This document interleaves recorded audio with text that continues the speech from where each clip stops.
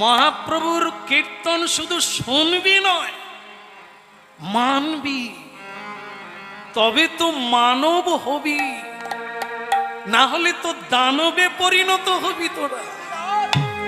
মহাপ্রভু তো শুধু শোনাতে আসেনি, জানাতে এসেছে, করাতে এসেছে, বদল করতে এসেছে, জীবন বদল।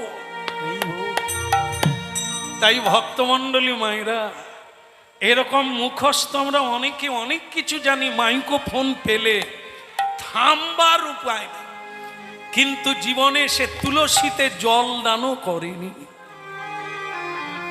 আমাদেরকে বলেন অনেকে, হ্যাঁ জেলায় জেলায় কীর্তন গাইছি তো প্রতিদিন, অনেকে এসে বলে শ্যামসুন্দর প্রভু আপনি যেসব কথাগুলো বলেন না ও আমার সব জানা।